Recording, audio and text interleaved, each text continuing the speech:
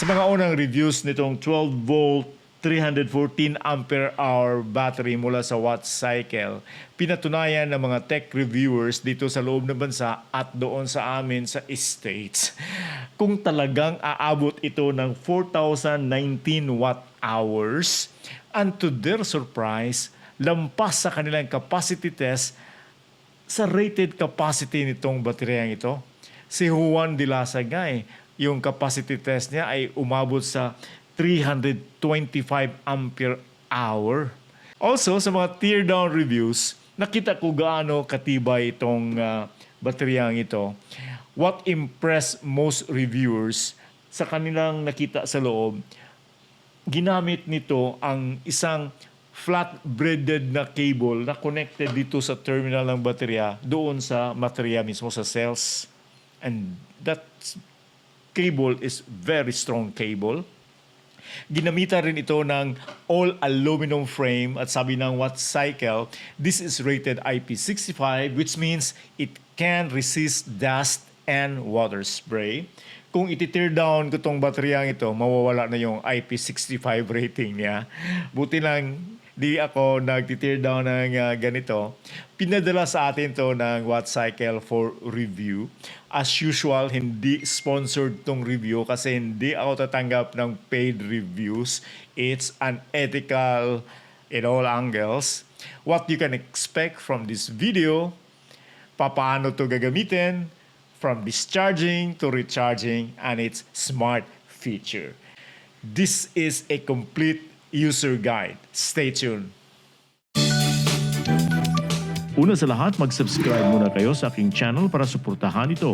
You may also join this channel as a member to avail of exclusive perks like priority in comments reply and early access or exclusive access to some videos for members only. You can also help fund some projects here by sharing super thanks. Wow.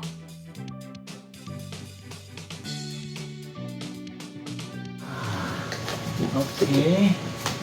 It's user manual for 12-volt series kasi ang Watt Cycle ay meron ding ibang baterya na mas mataas yung voltage rating niya. Merong 24 volts at higher. Okay. Ano to? These are the nuts, bolt and nuts para sa battery terminal at saka yung insulator niya over for protection.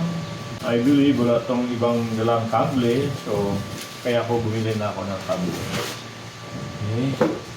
So ito yung mukha niya. Nakalagay sa plastic. Ano? At alam nyo, napakabigat nito. Meron siyang handle na plastic dito.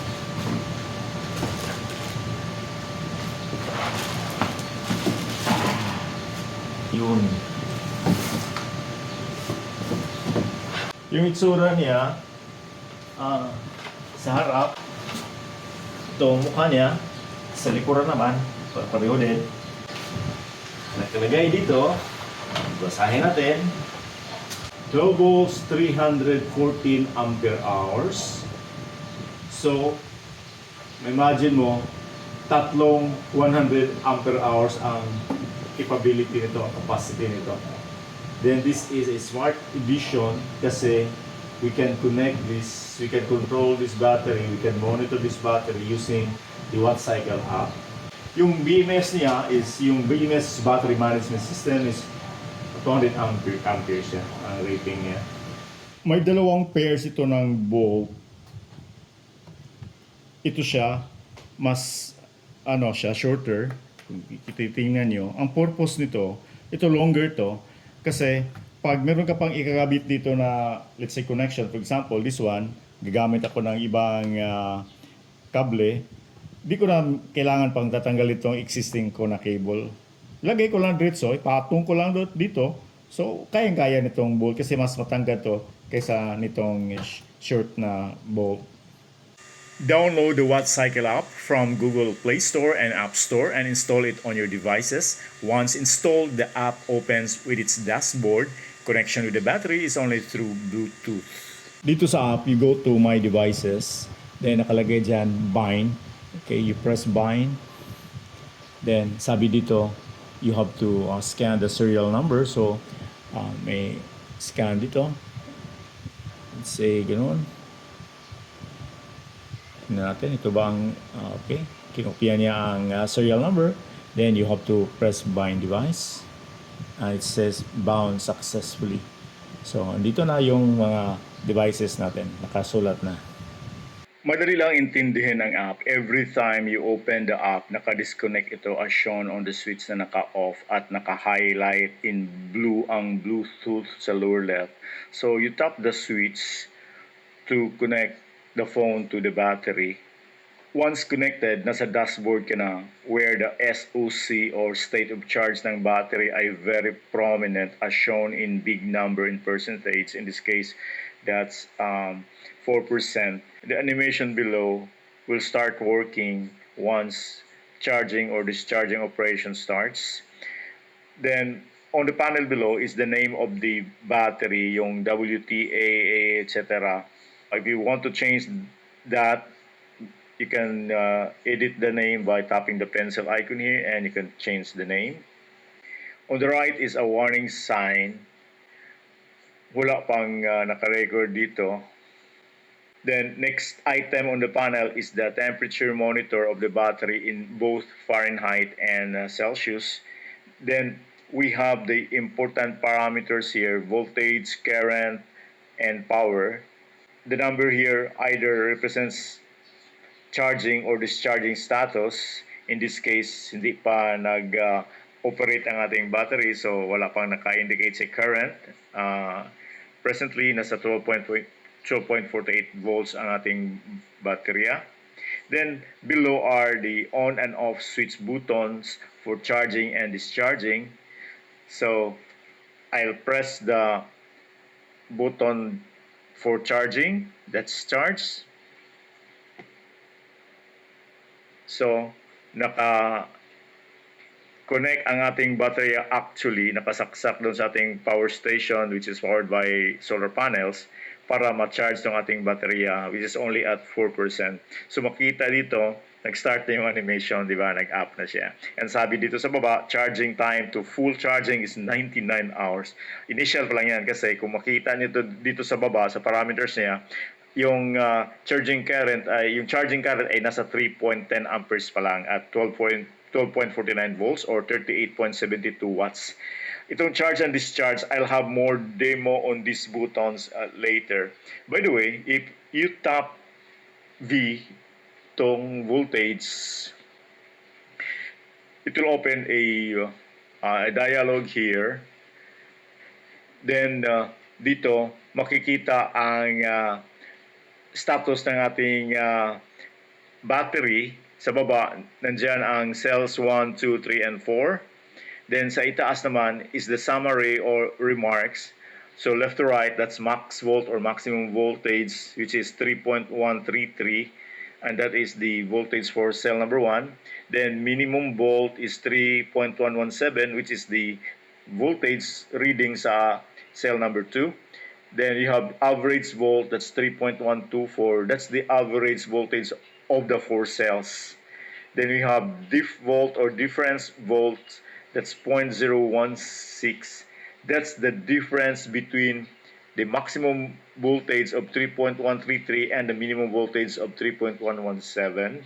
A low difference volt means all 4 cells are well balanced and working properly. By the way, this battery is using a passive balancer. Now, if you tap the temperature, you can see here the temperature of the ambient environment. Nakalagay dito ang ENVT, that's the ambient temperature. Then MOST, that's the MOSFET temperature. The MOSFET in the battery management system, that refers to the MOSFET transistor. Then the cell T1 and cell T2 are the temperature for the battery cells. Both temperatures are in Fahrenheit and Celsius. The ideal environment or ambient temperature for a lithium iron phosphate battery is 20 degrees to 25 degrees centigrade Celsius, but we can still operate from minus 20 Celsius to 60 Celsius. Here we have 32.5 Celsius. For MOSFET temperature, it's between 40 and 70, and that would be considered safe. And for the cells, the battery cells, the ideal temperature is the room temperature from 20 Celsius to 30 degrees Celsius. But acceptable na rin yung operating range between 0 and 45 degrees Celsius para sa discharging. Then other items in the tabs below is about, at andito ang settings. You can set the parameters of like the maximum charge voltage, which is 14.6 volts. Ibig sabihin, pag lumampas ang charging voltage sa 14.6, mag-stop ang charging. Okay? That's for protection. Although the battery can be charged up to 15.6 volts na nakalagay dito. Then you have also the maximum charge current, and this battery can be charged up to 600 amperes, but the recommended setting here is 210 amperes lang. Then you have also the maximum charge temperature, minimum charge temperatures. Then you have the minimum discharge voltage. This is another important parameter here. Nakaset dito is 10 volts. So pagdating ng 10 volts, kung ang baterya ay papunta ng maubos siya, pag umabot na sa 10 volts, mag-stop na ang discharging to protect the battery. Okay? Then the discharging range here is from 8 volts to 15.8 volts. Maximum discharge current is up to 600 amperes, but the nakaset dito is 400 amperes. So yun ang importante na parameters. So the settings here are designed to protect the battery. Ang rated voltage nito ay 12.8 volts, while the charging voltage is 14.6 volts. Yun ang standard charging voltage niya. And you should not charge this battery more than 15 volts. So pag abot ng 14.6 volts, fully charged itong battery na ito. But during shipment, nasa 12.8 volts to 13.5 volts ang laman nito. So check natin. So bag ka-ship lang ito, nasa 13.8. 13.17. Okay, so within the specified na rating siya. So may laman pa to. At dito naman sa kanyang app, mababasa dito, meron pa siyang 57%. Okay? Then nakalagay dito yung rating niya, 13.17 volts. So tamang-tama, di ba? Eksakto actually sa ating measurement, 13.17, 0 amperes kasi wala pa tayong load. Una nating ginamitan nitong watt cycle battery ay ang EcoFlow River 3 Plus Power Station as shown in my first video about this battery. Then I completely discharged the battery down to 0. So, inubos natin ang laman ng ating baterya para ma-recharge natin from 0 to 100% at malaman natin gaano katagal siya ma-completely charge, recharge, at magkano ang gagastusin natin sa pag-recharge to 100% using the solar panel and AC or grid power at the same time. By the way, before tayo mag-charge, pwede natin i-off ang charge button dito like this para maiwasan natin na mag-spark yung terminal doon pag magkabit na tayo sa alligator clip. And also, sa discharge, pwede rin before tayo gagamitin natin ang battery, kukonect natin sa power station. So, discharge niyan siya. So, i-off muna natin to para pagsaksak natin sa XT60i plug doon sa socket sa likuran ng power station, hindi siya mag-spark doon. Anyway, you can just turn this on anytime or pagkatapos masaksak lahat, malagay yung clip sa battery or masaksak yung XT60i plug in the case of discharging.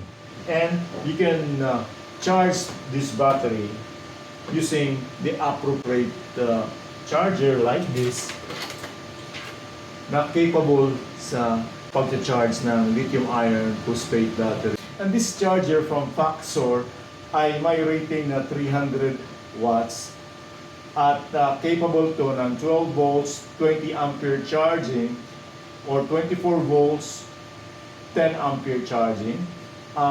Tamang-tama dito ang ating battery kasi ito ang recommended na charging 20 amperes. Kaso lang, it will take at least 15 hours to charge the battery at 20 amperes. Kung meron kang mas malaki na charger at 50 amperes, abot lang ng 6.5 hours ang charging.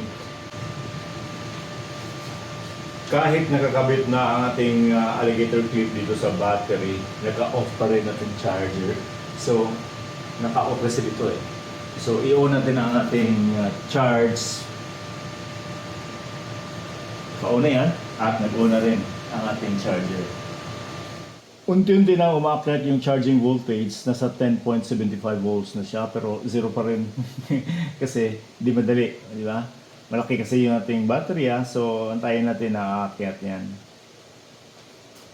Umabot na ng 5 oras ang pag-charge ng solar panel sa power station at sa ating watt cycle battery dahil mas malakas ang power ng or ang power consumption ng ating battery charger.